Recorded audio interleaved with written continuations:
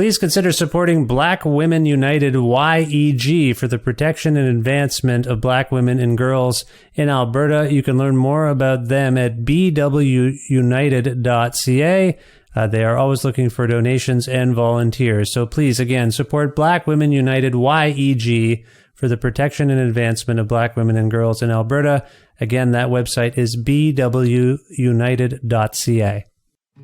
My name is Frank Silvestri. I'm from Philadelphia, Pennsylvania, not a Canadian. And Philly's really close to New Jersey, by the way. And I'm here to talk to you about why I am a Patreon supporter of Vish Khanna's Creative Control podcast, the unique long-form exploration of music, comedy, art, geography, and so much more. Vish is an incredible interviewer who has a charming, disarming, funny, reverently irreverent style, which feels a lot more like a conversation with friends than a podcast interview. These conversations have included talking to people like Jeff Tweedy, Nels Klein, Ira Kaplan, Dan Romano, Carson McHone, the White Hot Lung, Juliana Rialino, and one of my all-time favorites, the Sadies. So if you're like me and you find these kind of conversations vital, essential, and important, I hope you'll join me in supporting Creative Control on Patreon.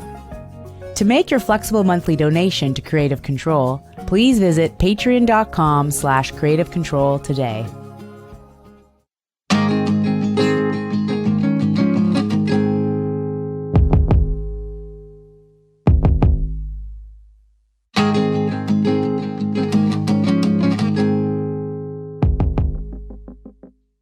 Geordie Gordon is a very talented multi-instrumentalist, singer, producer, and songwriter currently based in Toronto, Ontario. Collaborating with numerous musicians and touring the world in bands since he was a teenager in Guelph, Ontario, Gordon came into his own as a band leader in The Magic, an energetic pop group that emerged at the beginning of the 2010s and last released an album in 2016. Ever since then, Gordon has been spending time playing music in U.S. Girls and Islands and has been exploring his more contemplative side as a solo artist, and his latest album is a wonderful, reflective one that shows off some of his best and most personal lyrics and a high level of musicianship. It's called Tambourine. It was released on November 2nd, 2023 by Victory Pool Records, and it prompted Geordie and I to have a good talk about things like writing songs inspired by his memories, family members, and his earliest experiences as a music fan and musician. His interest in writing sad songs that make people cry, his role in U.S. Girls, and recollections of an impactful show he once saw by the hidden cameras, growing up in the closet in a university town and his sexual awakening, excitement about releasing a new record and playing shows, other future plans, and much more. A part of the Entertainment One network with the support of listeners just like you who follow and subscribe to this donor-driven podcast and spread the word about it, and make flexible monthly donations to sustain all of the work that I put into this show at patreon.com/Creative Control. Thanks for supporting this show's Patreon. It means the world. Plus in-kind support from Pizza Trocadero, The Bookshelf, and Planet Bean Coffee, respectively, in Guelph, Ontario, and Granddad's Donuts in Hamilton, Ontario. This is episode 815 of Creative Control, featuring the lovely and talented Geordie Gordon, with your host, me, Vish Khanna.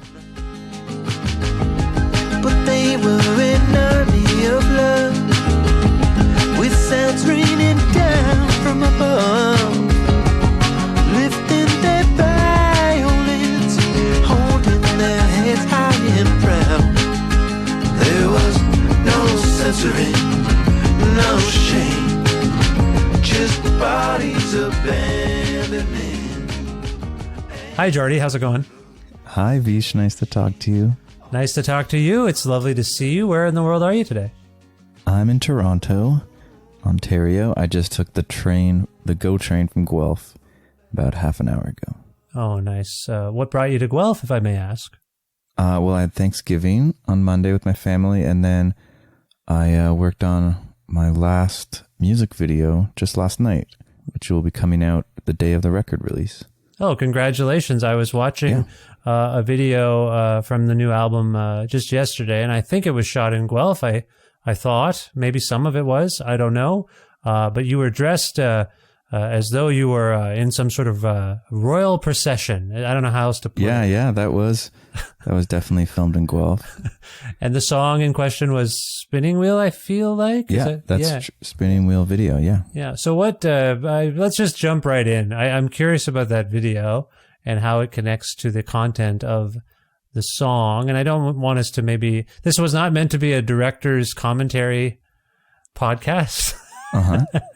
or what do you call it, But what's going on in that video as it pertains to that song? Can you explain? Yeah, sure. I mean, so basically that song Spinning Wheel was the first one of all these that I wrote. Well, kind of the first one that wasn't on my last record. And it was written about a memory that I had from staying over at my grandma's house as a kid. And the memory was that there was this specific painting that was like a little girl looking across a river at this kind of like gnome elf man. And my grandma would teach us all about fanciful things when we stayed over.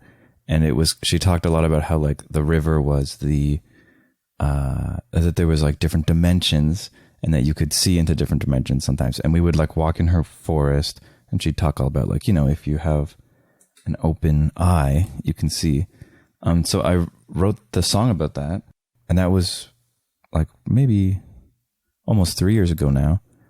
And I hadn't even talked to my grandma or seen that painting. It was just like a memory. And she has moved twice since then. And a lot of the stuff from our house didn't survive. But in her new place, it was in her laundry room. The same painting. She kept the painting. And it's actually like I wish I knew the artist's name, but it's like a Victorian era print, but the one she has is just like on a piece of cardboard and it's all scratched up and it's like nailed up. And it was there.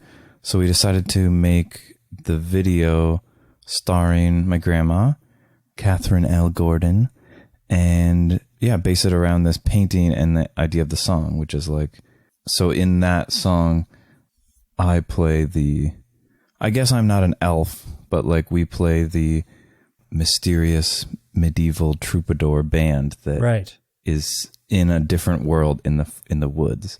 That my grandma plays kind of like a witch, I would say, a bit, but she's also representing the little girl, the painting. I see. So, and it was really fun. I haven't really made a lot of videos before, and this time we're making a few, and I get to I invented the plan and the story and had really good help. So I was very happy with how it turned out. Is the plan to make the videos sort of as literal to the song as possible? No, that was the only one really, I would say. And it's not like, it's a little literal. Well, the hard thing was we were trying to be on either side of a river, but it wasn't possible. So we went down to near like Victoria and York and Victoria. Yep. Like by there's like a little old park. Men's Mill was. There's a little park down there by the bridge. And it was supposed to be kind of gloomy, so we chose like that time right when there was no snow, but it was still winter time, so it was pretty cold. But it's funny because a lot of Guelph people do recognize it as Guelph, even though it's just sticks, bare trees. It doesn't really it's not supposed to be in a place, but it's recognizable. But people have. I think obviously those of us who spend any time in Guelph and know that you're from Guelph and maybe pick up on the fact that the primary star clearly looks like a Gordon.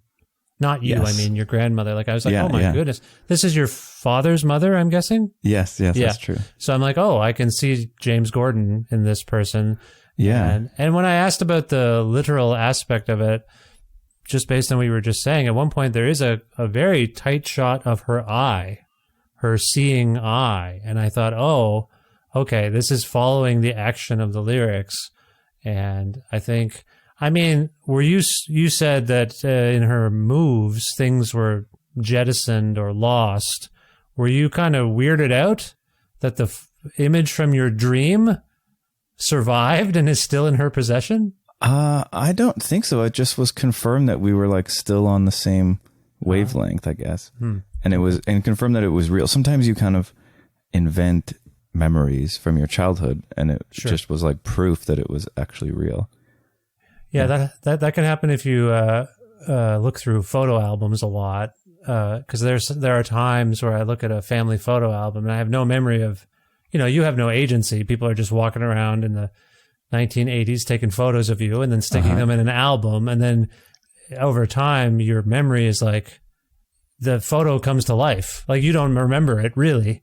So that's kind of what's happening. Anyway, sorry, I didn't mean to go on a tangent. No, it's of course. And for this album cover, I used a picture of me from like a Bar Mitzvah Brothers recording session when I was maybe 15-ish or something. Yeah. And we don't know who took it. Was like a print we found in the drawer. So I don't actually know who took it. I couldn't make a credit or anything. Who would have done that kind of archiving? Sorry, everyone. Geordie and I have a long history together.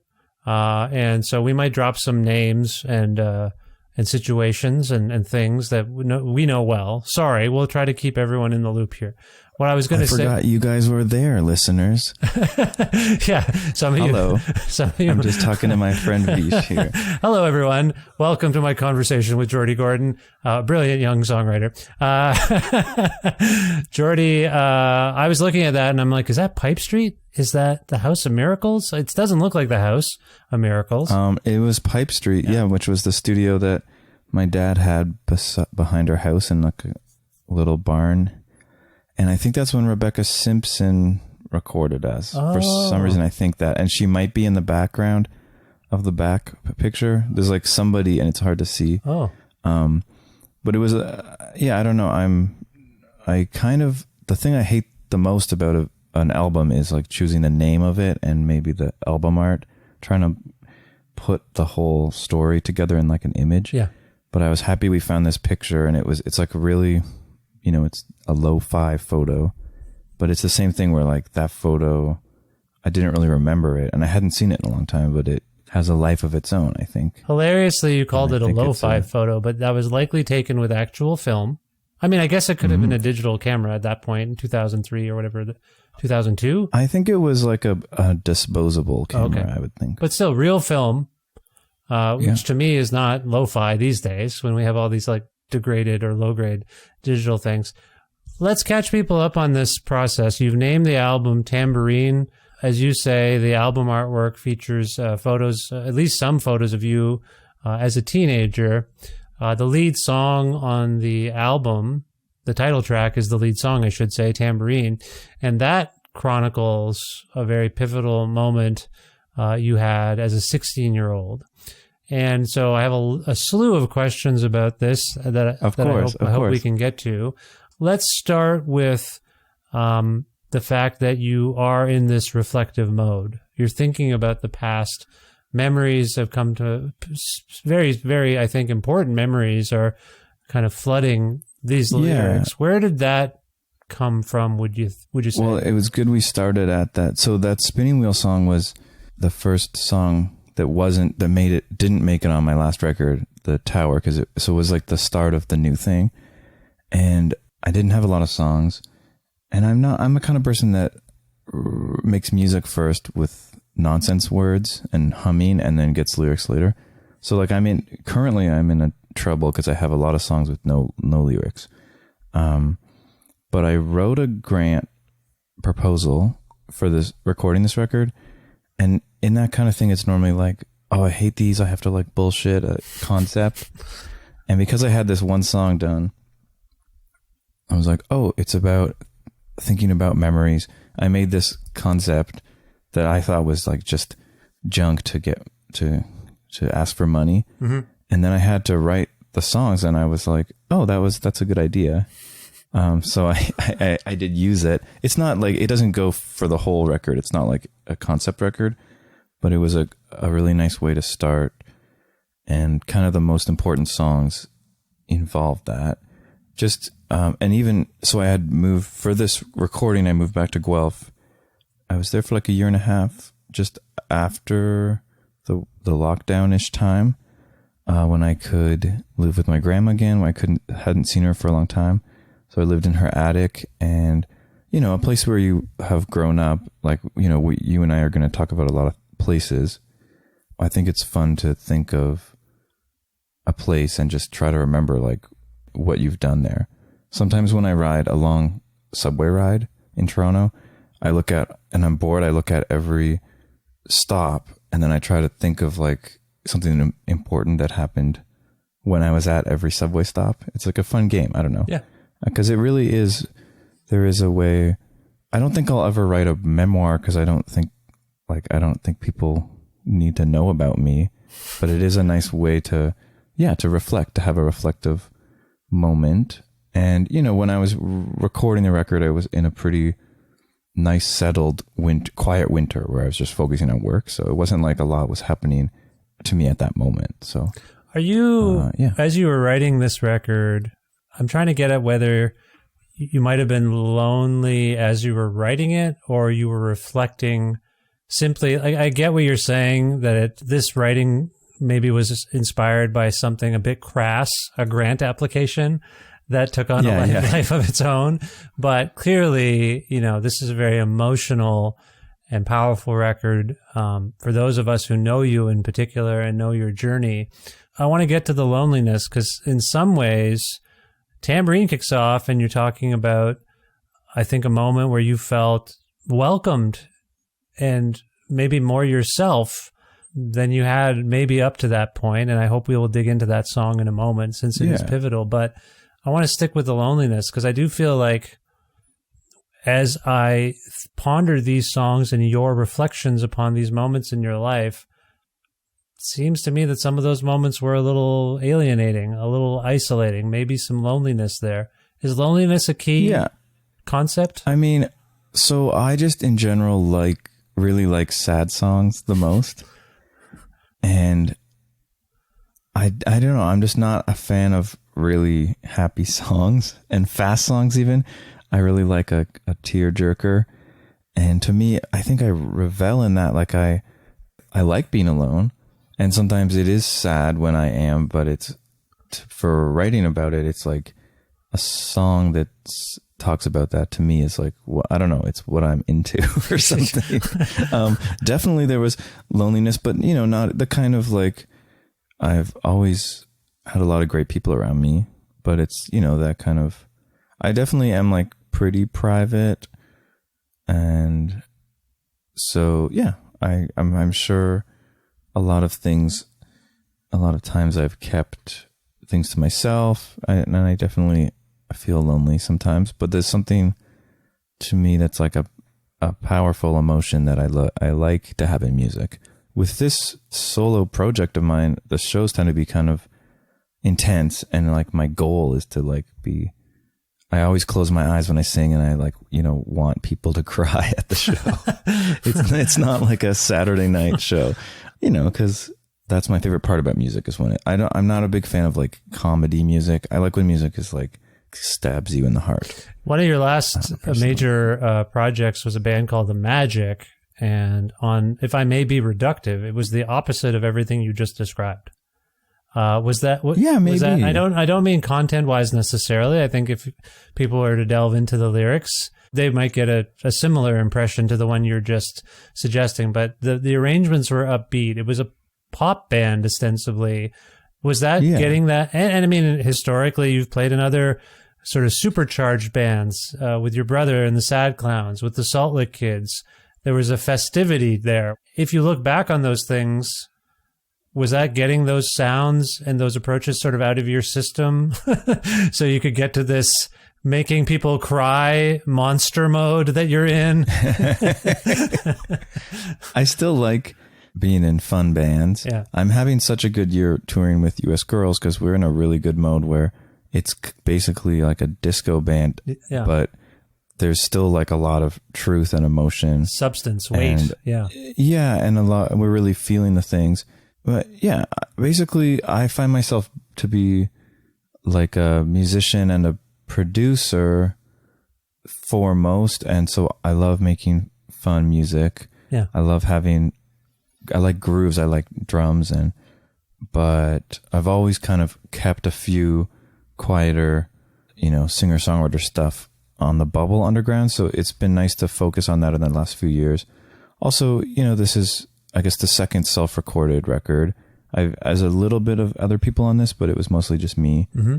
So, no, I don't think I was getting that out of my system. I actually thought about that the other day. I haven't in this year. It's been mostly leading up to promoting this release, so I haven't made a lot of music. Yeah, and I was forgetting. I keep forgetting that it's a fun thing to do to just make like a beat. Yeah, like dance music. I haven't done that, but recently. But I think I need to get some friends together just to make fun music, But I think it can be both, and my favorite music is both. Yeah, I would say. Fair enough. Yeah, I like I say, for those of us who have kind of followed your trajectory, it is really dynamic and fascinating. But it's interesting to me to hear you say that you like a tearjerker, because as I think of the different vocal modes you employ here, like, it startled me. I thought I was aware of your capabilities, the things you were really great at, but this, I don't know if you can be objective about it. Does this album feel like a particular exhibition of new vocal approaches for you? I feel like you're kind of stunting a little, like, why Geordie can sing really well and in different ways. And it feels to me like you're employing as much of your power as a singer as you can here. And it is really emotional, whether it's a falsetto or you're going down into a baritone or something. Was that a conscious choice of yours to kind of employ as much of your different voices as you could? I'm not sure. It's more just that with music that was designed less for pushing out at an audience, I've been embracing like softer and lower voice range. Yeah. When I do love like a high melody. And it's interesting actually, because a few of the older songs, I'm trying to think of the falsetto-y ones on here, might be the more high ones. No, thanks for the. It's it is a compliment, but I guess I wonder how conscious you were of like, I'm gonna really sing my ass off on this album. Well, I wanted it to be striking. I definitely worked hard to try to make some striking sounds. Yeah, and also, singing to me is like a long standing growth, and I was feeling pretty good about this one. Yeah, you should. I guess what I'm saying, and I don't mean to make you uncomfortable with compliments, but I think you should. No. Thank you. Yeah. I want to jump us back to the beginning of the album. I do think Tambourine is a bit of a table setter for what's to come. And ironically enough, it's one of the most upbeat songs, I think, on the record, and it's celebratory. Yeah. It's celebratory, but as you delve into the lyrics, you realize that, to me anyway, my read of it is that this is a very pivotal point in someone's life and trajectory. It's not... Anyway, sorry. Can you, first of all, explain maybe what the song is sort of about? Yeah, totally. Yeah. So this, in that exercise of like trying to pick important moments or whatever, I remembered this right when we were old enough to start to go into Toronto for shows. I think Jenny from my first band and I took the bus and stayed with David Kucherepa at his apartment. Cooch, forgot about and yes. I remember we took the subway. You know, when you first go to a city and you don't really know where you are, there was that feeling of being like taken around with someone. Yeah. And I remember, so we were going to see the Hidden Cameras, who was a band that we knew some people in. They were older than us, but we knew some people in it. And Andy McGoffin, who was recording our band, had recorded the record, The Smell of Our Own. That's correct. That they were releasing, but I remember like we got there and the show was on the cover of Now magazine. It was like a big deal. The band, yeah, even though they were pretty DIY. And we went to the show and it was at a church, and it felt like the shows that we liked, where it was, they were putting it on themselves. There was friends of theirs working the door, but like a lot of people came. It was like 800 people came. It was packed. And we were at the front sitting on the floor, and it was at a church, and they just put a big show on, you know, like it was a big band.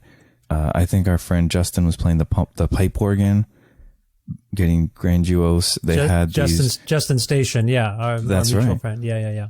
And they had dancers, and they had this overhead projector that had all their lyrics, projected on these like purposefully stained sheets that were projected on.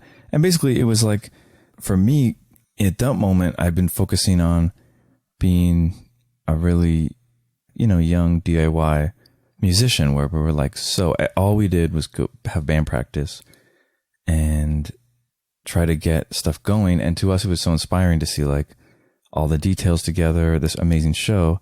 And as someone that isn't like lyric focused, I was just like about the music. But what it was like it was an unabashed, like filthy queer celebration in a church. And it was, you know, they were having a moment, and it was really big. But to me, I hadn't even really thought of that. That wasn't the reason I went to the show. It was like, just because I was into music.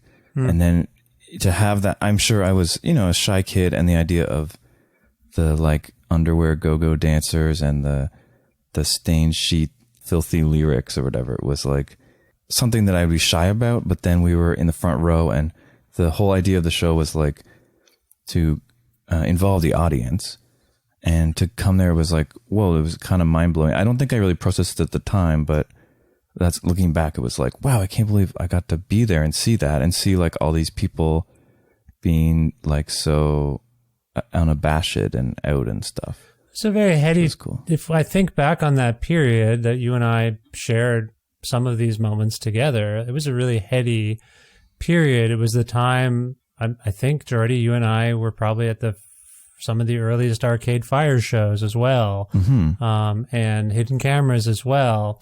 And there was this, and we were, I guess you and I were in a large ensemble of a sort of be in that spirit as well, of like community band. Oh yeah, it was a gang vocal era. Yeah. But it was cool because as kids, we didn't realize that it didn't make sense to have a lot of people in your band. And we thought that it was like anything could happen, especially being friends with Arcade Fire as teenagers, because we played some random little shows together. Like, to see them succeed was just like, oh wow, anything can happen, you know? Yeah. Like, because and it's hard because nowadays everything feels like I'm putting together a little band, and I don't, you know, I want to pay people to help me.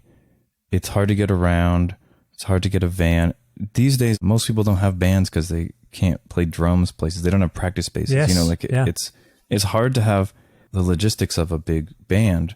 But at that time, it really felt like people just were all doing it for fun. Like the group surrounding Hidden Cameras must have put 1 million hours of volunteer time in to get outfits, and they had props and stuff, which I know was a bit of a issue in the end because it was kind of one person's project with a community. There were some labor disputes and discussions. Yeah, I sore feelings to this day actually with some of these things. Yeah, I get that. Yeah, and I know that's I guess the dream of the 2000s, the early 2000s dream was a little bit squashed by reality since, because the world has gotten kind of hard. Like, you know, I don't think they could, like, I don't know where the polyphonic spree would practice now or something. Right. But, you know, for us, it was amazing to feel it wasn't precious either. Like, in our band, we just kind of had a bunch of people doing a bunch of stuff. Yeah. And as someone that, like, I grew up with music, but I didn't really take any lessons.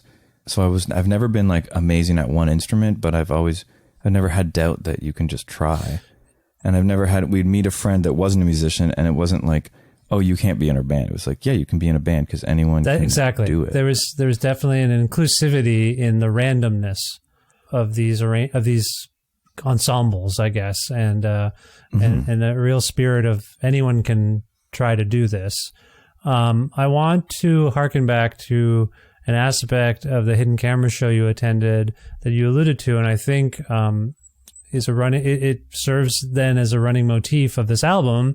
which is your relationship to, and again, I want to respect your privacy and all those sorts of things, but I think it's present on this record. Yeah. Your relationship to queerness, to being queer, I suppose, to that culture. At that time, I don't recall you being out, if I may. Is that yeah, and that's what I guess that was kind of also like a thematic part of the album, was because I've been reading lots of gay literature in like the classic form as like a coming of age story or whatever.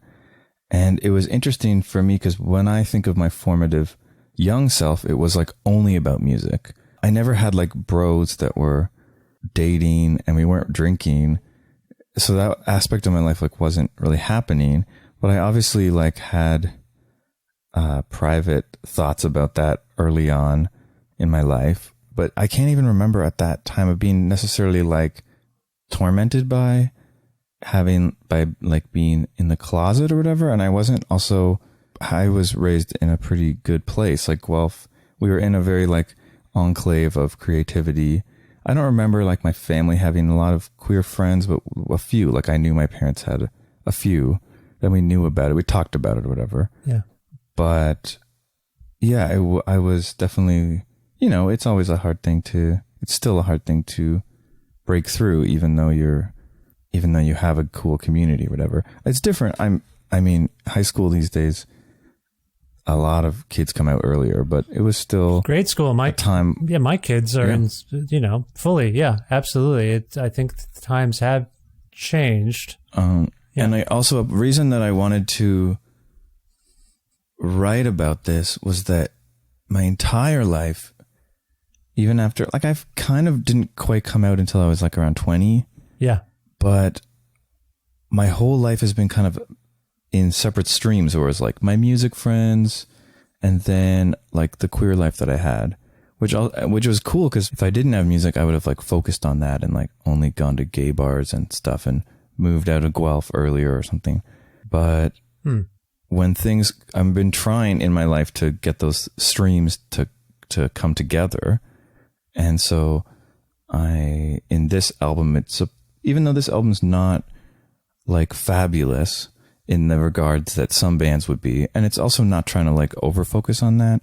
It was definitely like, okay, this is going to be like, I guess you're talking about loneliness and stuff. It's not, I don't think this record really talks about like, it's not like a sexy record, but it definitely is trying to explore a young Geordie feeling himself out and mostly in a small town. There's a few songs that are about that. One of them, so the song Greytown, which I think is kind of the most powerful song on the record, is mostly fictionalized, but somewhat real, about like it's like a very narrative thing about a queer kid in a small town. And it's heart-wrenching, to be honest with you. Yeah, that song I'm really proud of, because that one wasn't totally me, but it was like, I was proud of it because it was hard. Writing it was hard. Like I remember like getting fucked up by the day that I wrote it, like really diving into some pain, and now whenever I play it, I love playing it, but like I close my eyes and I open it after, and you're like, oh yeah, God, there's a whole room of people witnessing this. Well, I'm surprised that you just brought it up, because it was on my mind and it was going to be the next line of questioning, because there's some lyrics here that did get to me. I'm just going to read the opening verses, I suppose. Is that okay? Yeah, of course. Greytown sleeping, no way to find it for me. All that stirring, stifling, this coat keeps that heat in. Holding their girlfriends in their rough, careless hands, laughing so sure of their world, they don't notice me, only when I dream. Now, this got to me on a couple of levels. First of all, I don't know what it is. Again, it's maybe our long history. I couldn't help but just picture you walking up Macdonnell Street towards Norfolk and seeing people like on the patio of the Albion or something. And that just, for some reason, I pictured little Geordie navigating the streets and seeing people carousing or something. But what really hit me, and forgive me if I don't frame this properly, but there's this notion that comes to me of a young kid wishing people were gay. Does that make sense? Yeah, well, so it comes from being in like a college town. Guelph has like a very small downtown, and there's always a little bit of like artsy scene, but reality is that the downtown is mostly for like agricultural students from University of Guelph. On the like party farm nights. kids Yeah, come and party. Yeah. There's always young women that don't have coats waiting in line. Cold women, yes, And, that's right. it's kind of a shit show down there. Yes. And it's a spectacle. And you know, we were going out, and also I would, as a townie, you get university friends and you go to some university parties, but you stay the same, but you meet all these new people and stuff. There's this And so it's a definitely transient town, right? There's just always, yeah. And so definitely I would find, this would be like in my early 20s then, seeing straight guys that were like charming and charismatic that I would kind of like fall for a bit, but also just fall for their life, that they're like the center of the party and acting so sure, and they're just like being themselves. And because, you know, it's designed for them, like the university party circuit is like designed for young men, kind of. So that was a notion, and it was actually from, that song was triggered from a funny moment where the Diplomat Hotel was kind of the dive bar we used to go to karaoke at. Yes. And I remember coming out one night in the winter by myself, and right in front of me there was this really drunk, like mainstream college guy who was shirtless in the snow by the curb right in front of me, and was really drunk, and he looked at me like, and I couldn't tell it was like if I was about to get beat up or if he was about to like size, you know, he seemed like he had a rough night, and he didn't, he lost his shirt and didn't go home with who he was chasing. And so maybe he was sizing me up as the last minute option or something. So that's what the song is is fictionalized about someone who is like in love with the straight guy. And then at some party, this guy like finally allows him to they get together, but it was really just like drunkenly using this kid. And then the next day realizing that what he wanted more than anything was actually that he just was being used, you know, like, he was. So that's the story of that song. Well, when I invoke loneliness or what have you, I guess I wonder if confusion might be a better word as you reflect upon who you were and the milieus you were in. Like, I appreciate that you were, I don't know, sturdy enough to compartmentalize your music life from your queer life or what have you, and just say, like, these are just parts of me that I explore separately. They don't have to, not everything has to come together. Then you go to the Hidden Camera show and you must realize, oh, there is a way for these things to coexist and be mingling. Yeah.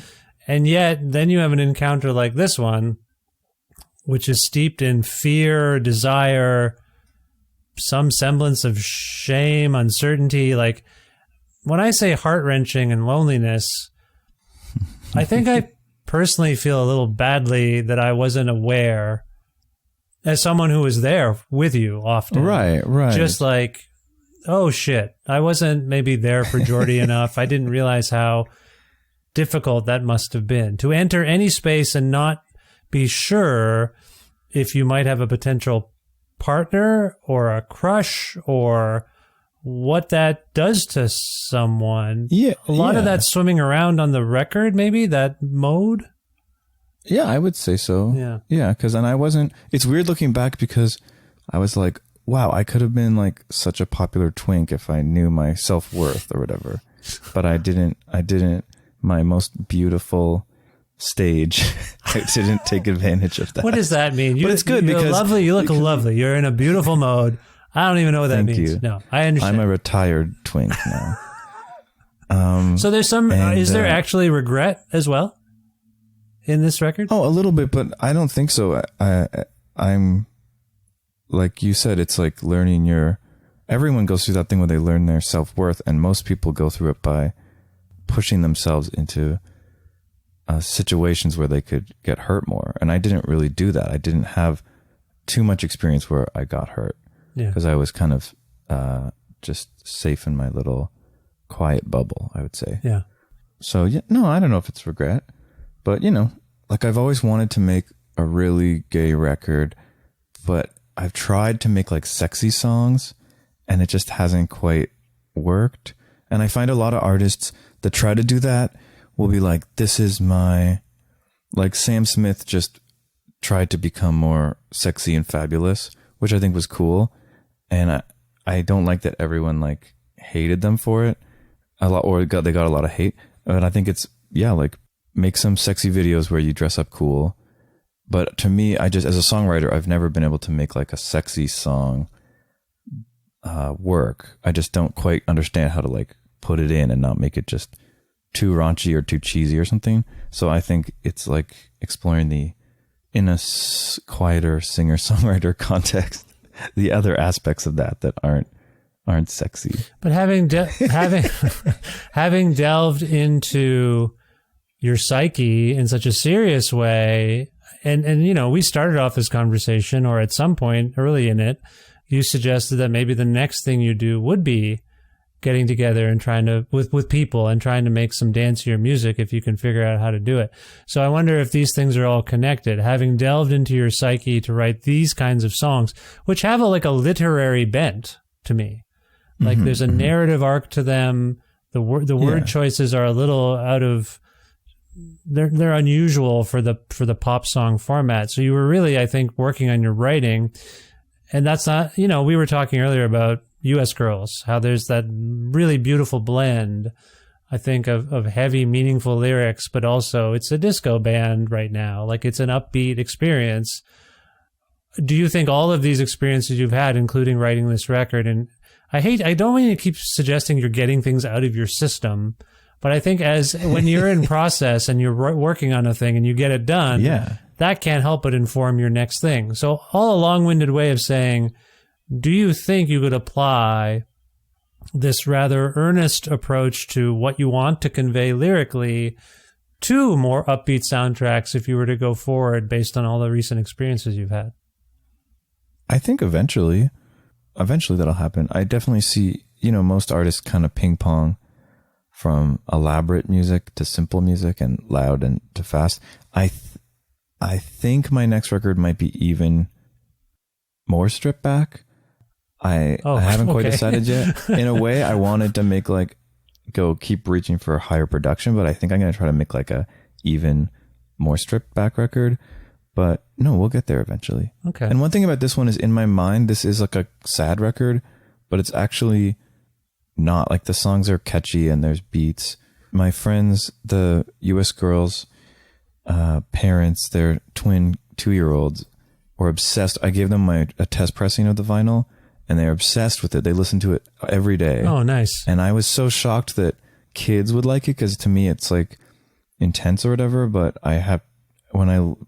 it's not. It's, if you guys are listening at home thinking you're going to be super bummed out, it's not true. This record it's really, in its own way, it is upbeat. It's definitely, what are the buzzwords? It's a pop record, so it stays with you. It's infectious. It's catchy. So, and you have gifts for melodies that come through here. Yeah. To be honest, this is the context, you and me talking right now, where I want to get heavy with this record, but I don't listen to it and I'm not like driving depressed this record is on. It's the exact opposite. But knowing you, and I apologize for imposing myself into any of this story, but I can't help but be like, sorry, I did think the other day, like, holy shit, I was driving this guy around in a van when he was 16. Yeah, you know, Vish was I was like the band manager at like 25 years old, because somebody had to drive these kids around. And and so I guess I don't often listen to a record and feel like, wait a minute, I was in some of these scenarios, like off to the side. I'm not in them, but I was like peripheral to something that's this young person is talking about. So that's a bit. It's what a wild thing to put yourself out there like that, in terms of, like, I was servicing these songs in order to make the best songs I could. And it was obviously, yeah, like a personal thing. But now, as you say, it is kind of, you don't think about people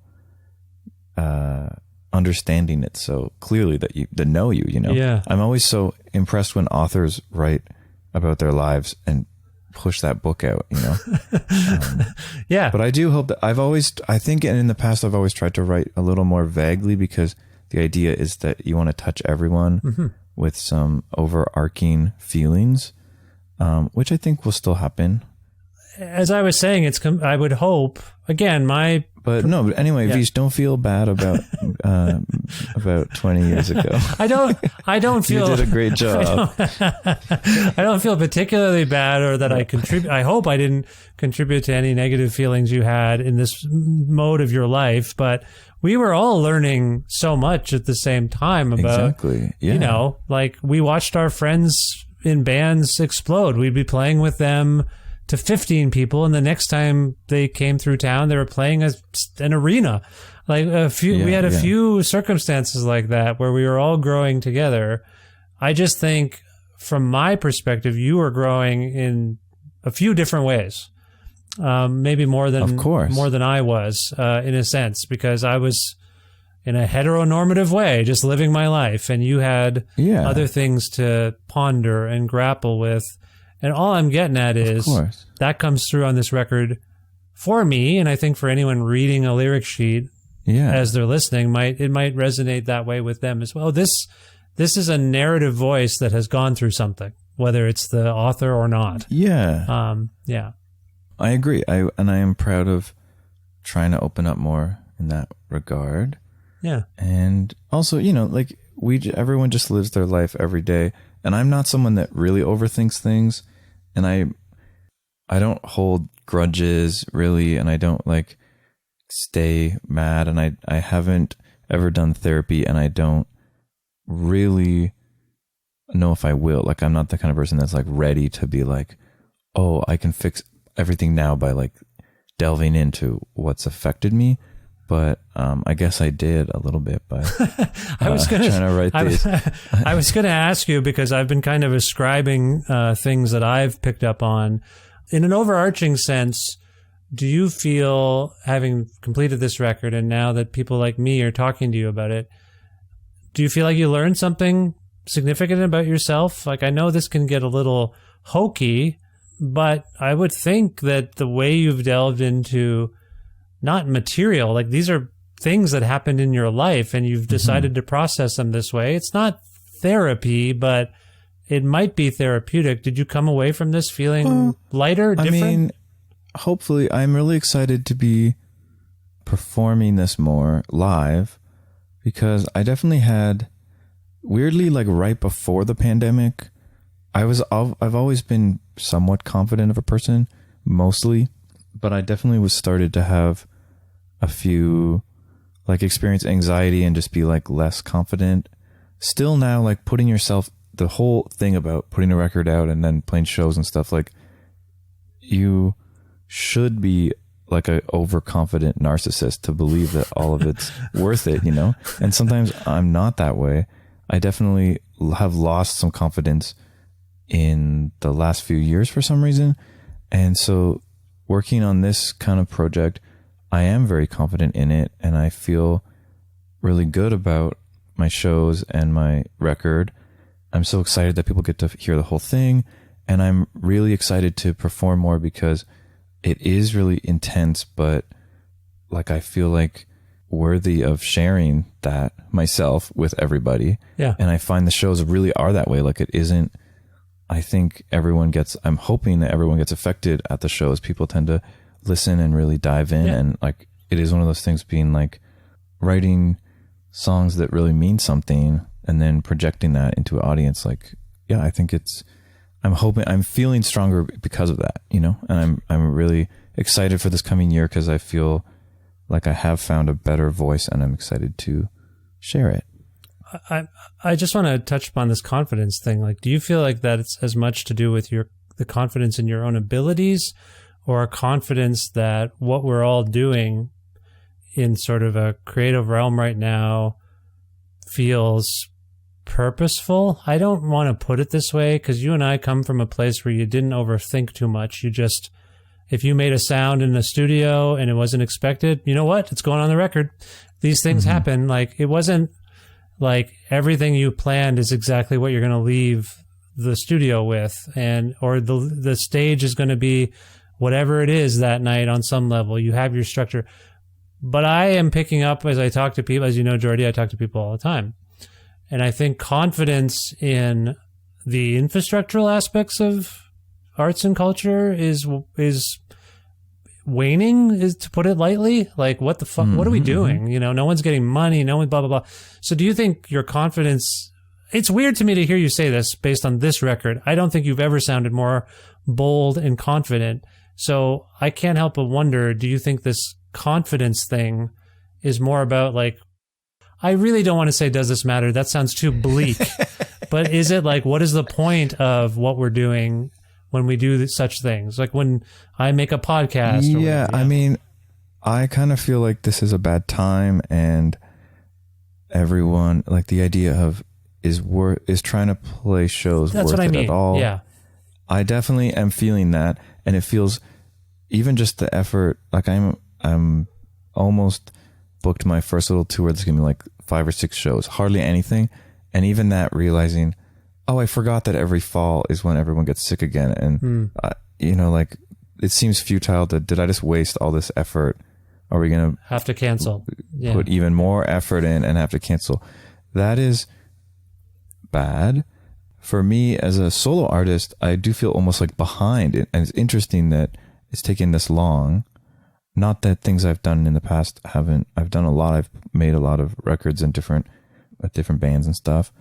But I do feel like maybe I wish this happened 5 years ago or something. But it's, you know, you're always at a part in your life. And at this moment, this is the first time I've really had really good support. I have this label Victory Pool that are really great. And we got a grant for the record.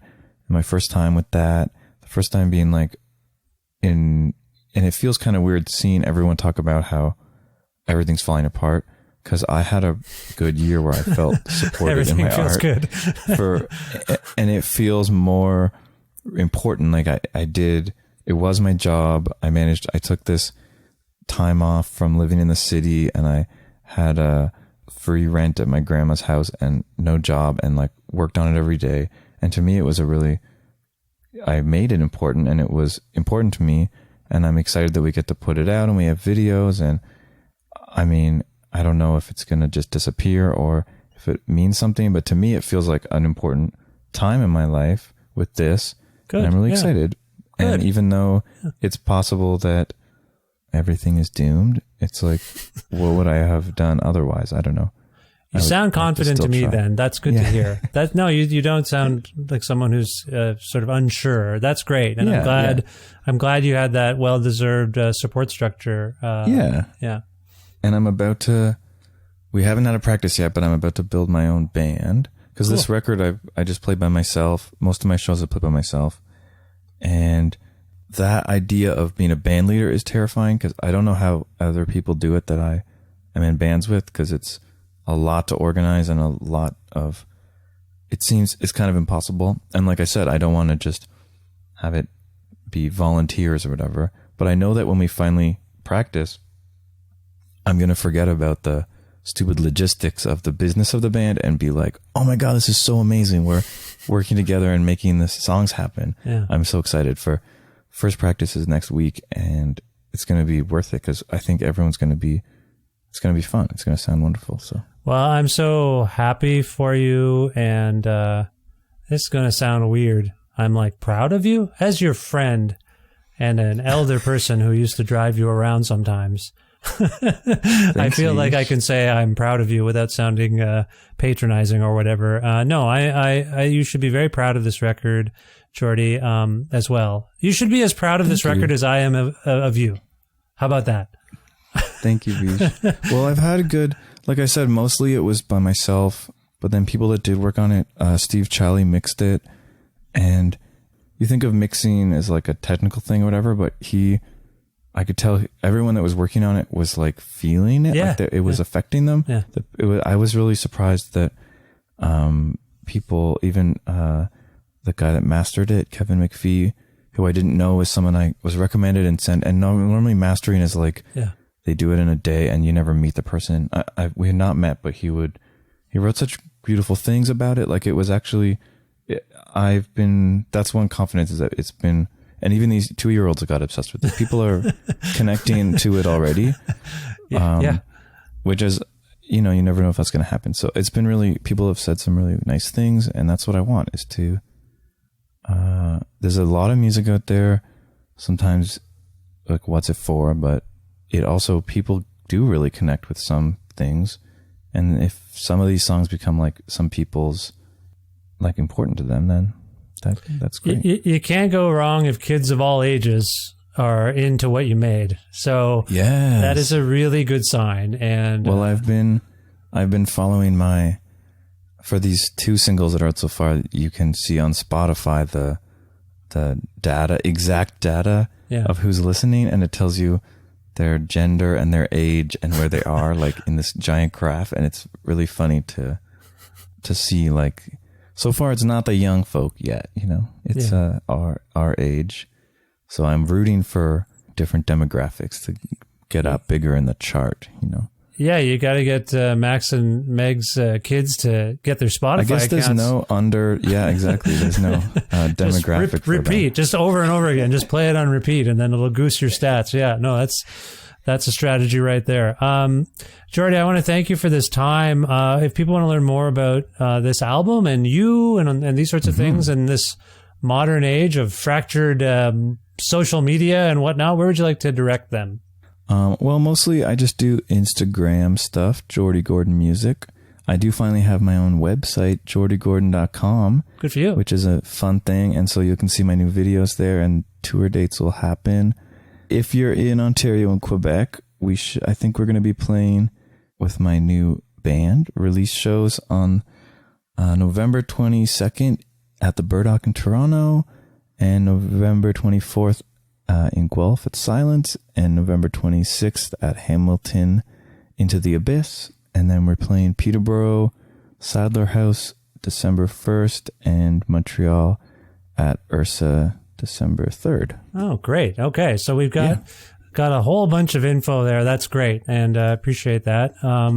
If we can go out on a song, you know what? I'm biting my tongue. I want to ask who's in the band, but is it a surprise?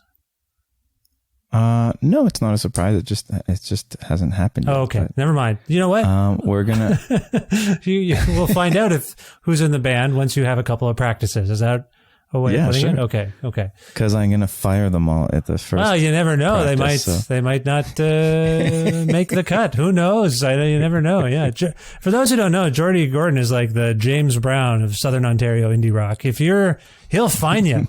If you screw up, I'm just joking. Geordie, if we can go out on a song from Tambourine, I wonder if you can choose one for us, and if so, tell us why it came to mind.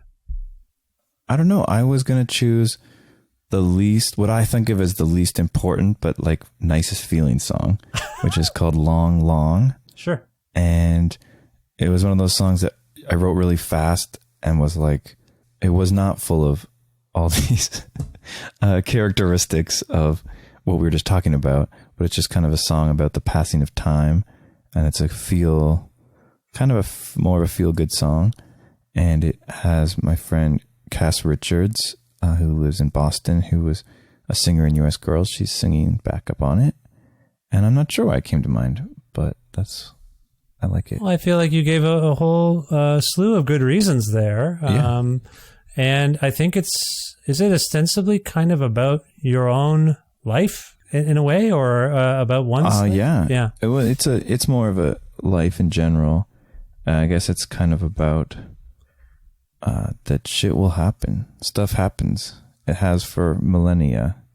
Yeah, I homed in on that because of one verse, and I'll read it. And people now, look out for this. A name is born, written on the cradle. It follows you through childhood's facts and fables. And then one day you notice your own face and why all those years you felt so out of place. Did I get that right?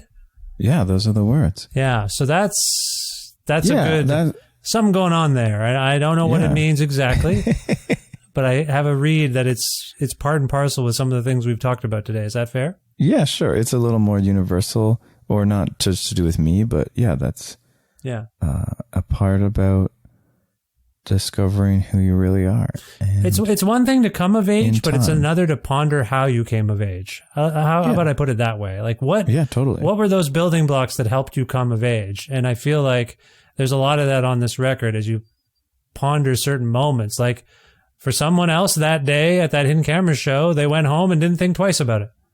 Yeah. Meanwhile, it's a pivotal moment in your life, and as many events have been for me. So it's just funny. The person next to you is like, yeah, that was fine. Gone. Exactly. Totally out of their memory banks. And for you or me, it's just like, that was the greatest night of my life. Like, it's weird. Life is weird. But in any case, I've rambled on. This is Long, Long by Geordie Gordon from the excellent new album, Tambourine. Geordie, I love you. Thank you for making time for me. It's been such an honor to... This was a wonderful talk. Well, it's just been an honor for me to know you. I know it sounds like one of us is about to die, but I just want to say it's been an honor to know you and play with you and work with you and see you continue to surprise me with your music. I still don't drive, so I'm going to need you to drive me around. I'll break out my old manager button that I used to have, my pin, and I'll get you around. Sounds good. We'll see you then. Thank you so much, Vish.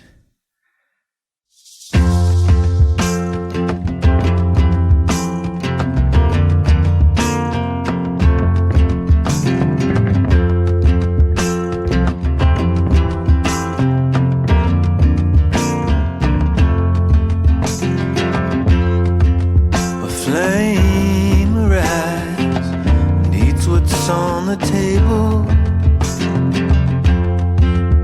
and reaches ground and takes all that it's able. So blindly forth it follows its desire, and all we've known is thrown on the bonfire. Rain washed in and flooded out the stable. It overflowed the edges of the ladle. This confluence is pouring over me. Pulling towards the edges of the sea.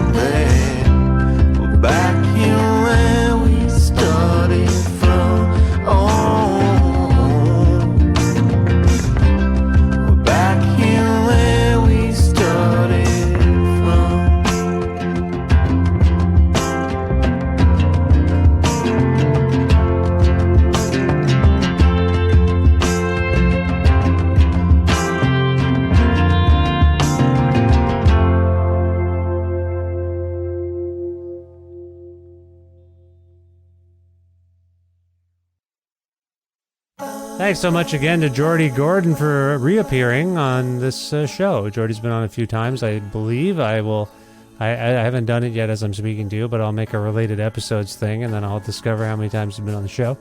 Anyway, it's always nice to talk to Geordie. This time he was on the 815th episode of Creative Control, which is part of the Entertainment One podcast network, and is available just about wherever it is you get your podcasts.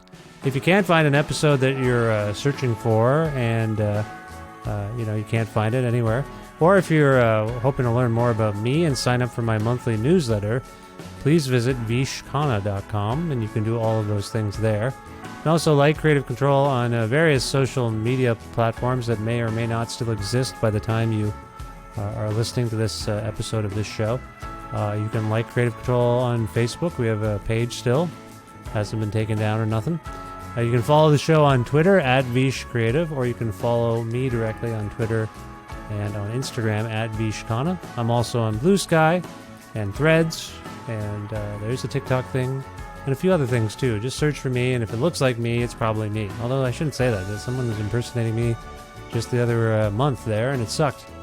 Actually, I think they're still sort of doing it. I don't know. You complain and they don't change anything. Why am I talking about this? Hey, please visit patreon.com/Creative Control to make a flexible monthly donation to sustain this podcast. It's a little low, and I want it to be higher. I'd like to just do this for a job. It's not even close to being able to help support that dream of supporting my family and myself with just doing fun work. I know I'm not alone in that regard, but I have this Patreon, and if you can support it with a financial donation, a monthly flexible donation, that would be great. If you donate $6 or more a month, American dollars there, you get access to exclusive content, you get episodes earlier than everybody else, and also I can send you a Creative Control t-shirt if you want one. Just message me on Patreon, and I'll get you one while supplies last. Thank you. Thanks again to Pizza Trocadero, The Bookshelf, and Planet Bean Coffee in Guelph, Ontario, and Granddad's Donuts in Hamilton, Ontario, for their in-kind support for this show. Thanks as always to my friend Jim Guthrie for letting me use some music of his on the show. You can learn more about Jim at jimguthrie.org. Kind of the Guelph indie rock godfather, Jim Guthrie. Certainly Geordie Gordon looked up to him, and I admired him as a contemporary when I was in town before Jim moved off, and taught people in Guelph they could move away from Guelph in a way. Anyway, it's nice to have Geordie on the show. I hope you'll check out his record Tambourine, and tell your friends about Creative Control, and subscribe to the show or follow it. It means a lot. Listen, I'll talk to you real soon. Take care of yourselves. Bye for now.